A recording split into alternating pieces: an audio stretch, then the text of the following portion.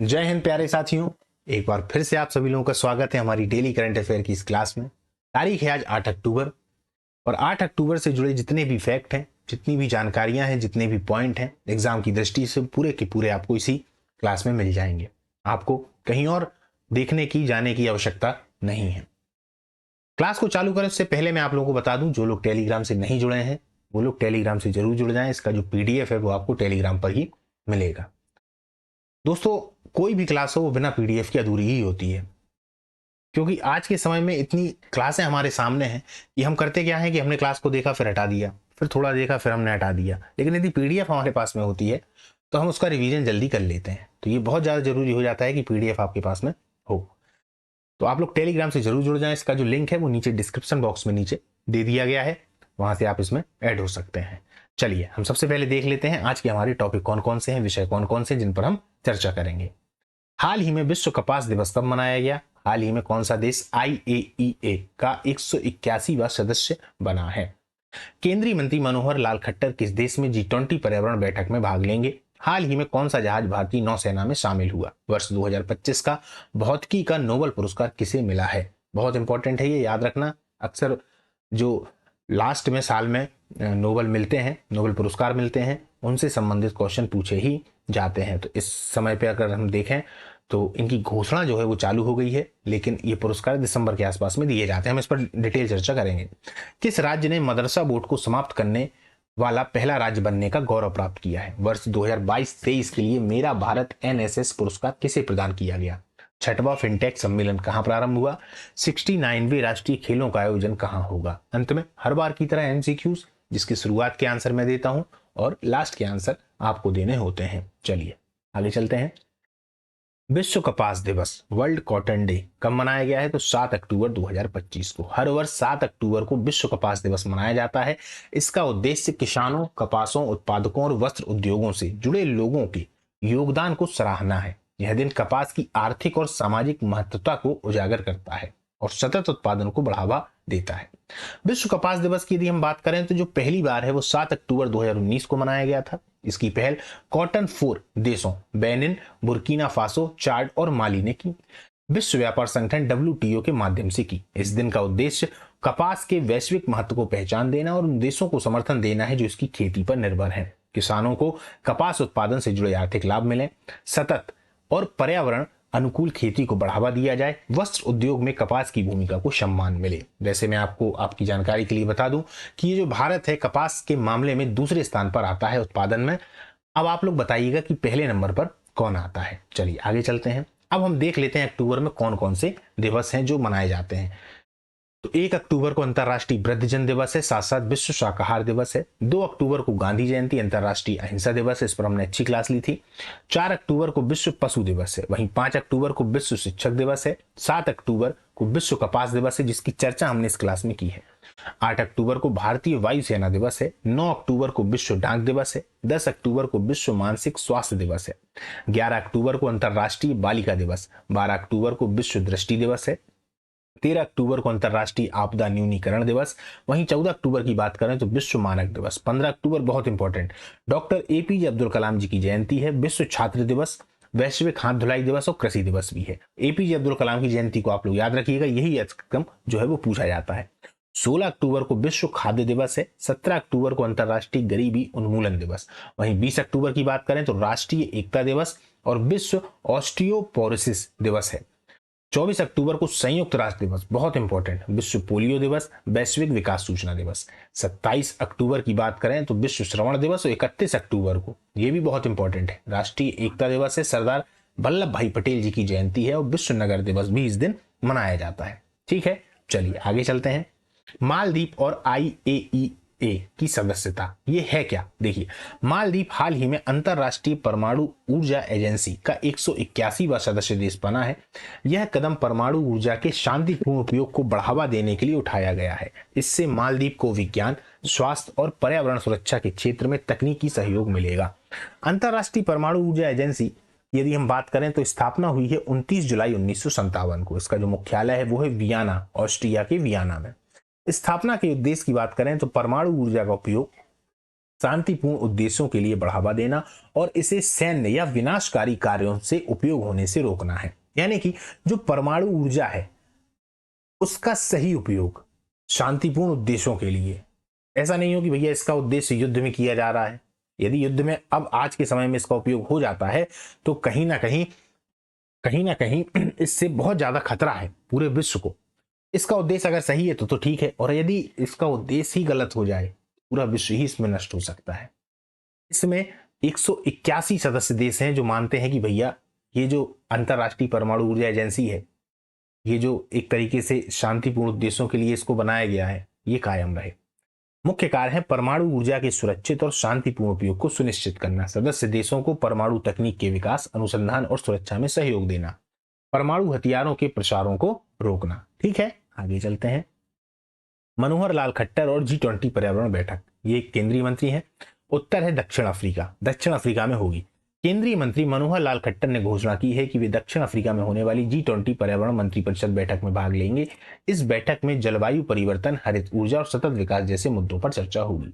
G20 की स्थापना की बात करें तो 1999 में की गई। इसका मुख्यालय की यदि हम बात करें तो कोई स्थायी मुख्यालय नहीं है, हर साल इसकी अध्यक्षता अलग अलग देश करता है।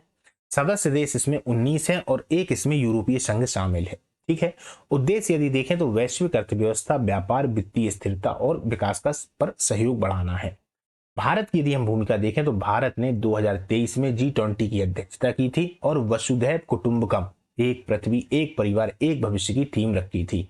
यदि आप लोगों में से कुछ पुराने स्टूडेंट होंगे तो आप लोग इसको जान पा रहे होंगे, समझ पा रहे होंगे।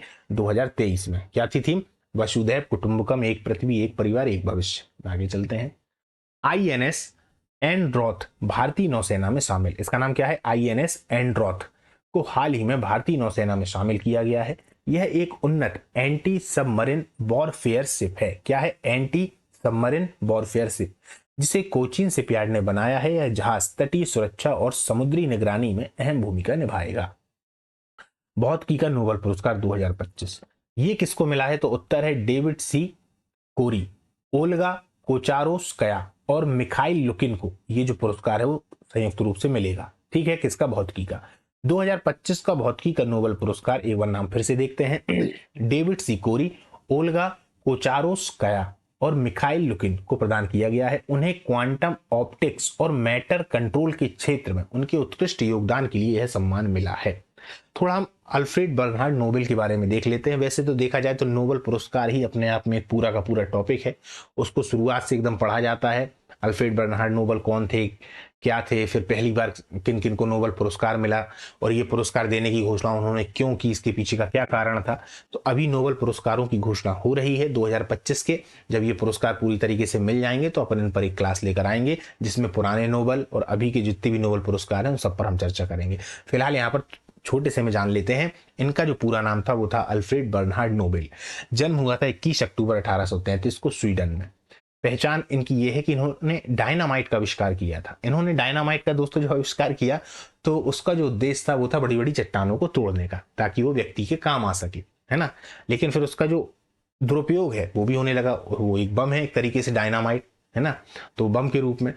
तो इस तरीके से फिर जब वो बम के रूप में होने लगा तब उनको लगा कि उन्होंने कहीं ना कहीं चीज तो सही बनाई है लेकिन लोग इसका दुरुपयोग कर देंगे, है ना। इस पर एक कहानी है, कभी हम इस पर चर्चा करेंगे। चलिए, नोबेल पुरस्कार की स्थापना की बात करें तो फिर उन्होंने अपनी वसीयत में 1895 में निधि रखी और 1901 से यह पुरस्कार देना शुरू हुआ। तो उनकी जो पुरानी की जो निधि थी जो उनको मिला था डायनामाइट के आविष्कार में, उसी पर जो ब्याज आता है हर साल, क्योंकि वो बैंक में जमा है तो उसी पर जो ब्याज आता है, ऐसी घोषणा किसने की थी? अल्फ्रेड बर्नहार्ड नोबेल ने, कि जो भी व्यक्ति इन क्षेत्रों में उत्कृष्ट कार्य करता है तो उनको ये वाला जो पुरस्कार है वो मिलेगा उन्हीं पैसों से। ठीक है, तो पुरस्कार क्षेत्र में देख लें कौन कौन से क्षेत्र हैं। तो शांति है, साहित्य है, भौतिकी है, रसायन है, चिकित्सा है और अर्थशास्त्र। इन 6 क्षेत्रों में यह पुरस्कार दिया जाता है। इसको जरूर याद रखिएगा। ठीक, चलिए आगे चलते हैं, हम इस पर क्लास लेंगे। उत्तराखंड ने मदरसा बोर्ड को ही समाप्त कर दिया।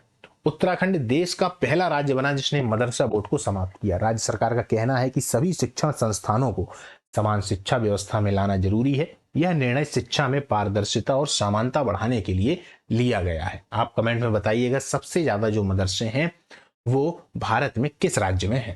आगे चलते हैं। मेरा भारत एनएसएस पुरस्कार 2022-23 ये राष्ट्रपति द्रौपदी मुर्मू के लिए दिया गया है। वर्ष 2022-23 के लिए मेरा भारत एनएसएस पुरस्कार राष्ट्रपति द्रौपदी मुर्मू को प्रदान किया गया है। यह सम्मान सामाजिक सेवा, राष्ट्र निर्माण और युवाओं के सशक्तिकरण में उनके योगदान के लिए दिया जाता है। थोड़ा द्रौपदी मुर्मू के बारे में जान लेते हैं। पूरा नाम द्रौपदी मुर्मू है। जन्म हुआ था इनका 20 जून 1958 उड़ीसा के मयूरभंज जिले में। ये प्रश्न पूछा जाता है। यदि हम देखें तो वे भारत की 15वीं राष्ट्रपति हैं। विशेषता, वे भारत की पहली आदिवासी महिला राष्ट्रपति हैं। ये भी प्रश्न पूछा जाता है। पूर्व पद की यदि हम बात करें तो झारखंड की पहली महिला राज्यपाल रही हैं 2015 से 2021। राजनीतिक दल हम सभी जानते हैं भारतीय जनता पार्टी संबंधित है। शिक्षा की बात करें तो रमा देवी महिला कॉलेज भुवनेश्वर से इन्होंने स्नातक कर रखा है और इनका जो कार्यकाल प्रारंभ हुआ था वो था 25 जुलाई 2022 से। 2022 को तो आप लोग याद ही रखिएगा, 25 जुलाई। ठीक है, चलिए आगे चलते हैं। छठवां फिनटेक सम्मेलन ये कहां पर हुआ है? तो ये मुंबई में हुआ है। छठवां फिनटेक सम्मेलन मुंबई में प्रारंभ हुआ। इस सम्मेलन में डिजिटल पेमेंट्स, फिनटेक इनोवेशन और वित्तीय समावेशन पर चर्चा हो रही है, जिसका उद्देश्य भारत को वैश्विक वित्तीय तकनीक का केंद्र बनाना है। ठीक है, आगे चलते हैं। 69वें राष्ट्रीय खेल ये कहां पर होंगे? तो ये दोस्तों जम्मू कश्मीर में होंगे। 69वें राष्ट्रीय खेलों का आयोजन या 69वें राष्ट्रीय खेलों का जम्मू और कश्मीर में किया जाएगा। यह राज्य पहली बार इस प्रतिष्ठित आयोजन की मेजबानी करेगा। इस आयोजन से क्षेत्र में खेल, पर्यटन और युवाओं में खेल भावना को बढ़ावा मिलेगा। ठीक है, चलिए आज के हम एमसीक्यूज को देखते हैं कौन कौन से हैं। हाल ही में 7 अक्टूबर 2025 को कौन सा दिवस मनाया गया है? विश्व कपास दिवस, विश्व पर्यावरण दिवस, विश्व मत्स्य दिवस या विश्व जैव विविधता दिवस? तो कौन सा मनाया गया है? विश्व कपास दिवस 7 अक्टूबर को। ठीक है ना, कॉटन डे। अंतरराष्ट्रीय परमाणु ऊर्जा एजेंसी IAEA का 181वां सदस्य कौन बना है? नेपाल, श्रीलंका, मालदीव या भूटान? तो कौन बना है दोस्तों? इसका जो सदस्य बने हैं वो बने हैं मालदीव। ठीक है, 69वें या 69वें राष्ट्रीय खेलों का आयोजन कहाँ किया जाएगा? उत्तराखंड, असम, महाराष्ट्र, जम्मू और कश्मीर? कहां पर किया जाएगा? ये आंसर आपको बताना है। भौतिकी का नोबेल पुरस्कार 2025 में किस क्षेत्र के लिए दिया गया है? क्वांटम ऑप्टिक्स और मैटर कंट्रोल, ब्लैक होल सिद्धांत, सुपर कंडक्टर अनुसंधान या सेमीकंडक्टर विकास के लिए? आज के हमारे ये दोस्तों एमसीक्यूज थे। लास्ट के जो 2 हैं उनके आंसर आपको देने हैं। 2 के आंसर मैं आपको दे चुका हूं। इसी के साथ में हम अपनी ये जो क्लास है इसको समाप्त करते हैं और इसके बाद में मिलते हैं अगली तारीख में, अगली जानकारी, अगले फैक्ट, अगले पॉइंट्स के साथ में। तब तक के लिए जय हिंद, नमस्कार।